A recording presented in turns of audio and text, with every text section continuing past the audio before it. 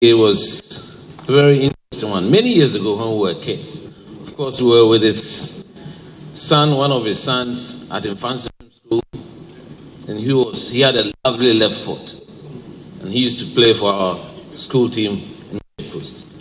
But as a kid, I used to stay on the Castle Road, and I was obsessed with football. So in the lead up to the 1982 Cup of Nations, anytime the Black Stars were training, I would go to the stadium and watch them train.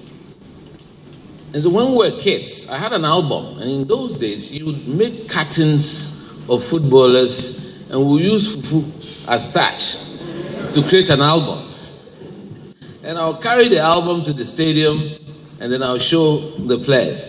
Because of that, Kuku Dazi, earlier times, Emmanuel Kwashin and all those, they became friends of mine. When I was living in Kumasi, at the time, I was close to the stadium. When we moved to Accra, I was close. And so I went to one of the training sessions. Of course, Hesio Dumpton is here, Mr. Norway, training. And after the game, I walked up to CK as a small boy, and I was holding my album. I opened it. He looked at it, flipped it, and was shocked that, how did you do this? To have all these players in a book. I still have that book in my museum. But I asked him one question that my father said there were two players he thought were the greatest ever. The two were either, he was never sure to tell me which one of them, either CK Gyamfi or James Agyepong.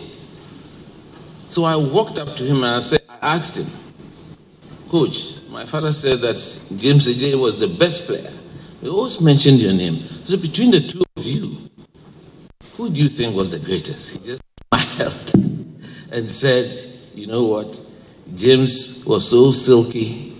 He never took it for himself and said, he thinks your father was right. James Agyepong was the greatest player that's ever lived in this country. That was the man. Very selfless man, will never attach anything to himself.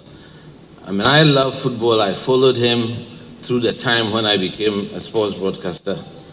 And I feel touched by what he's done for this country. And all of us have to give this man one big round of applause. We are proud that he was a Ghanaian. Thank you.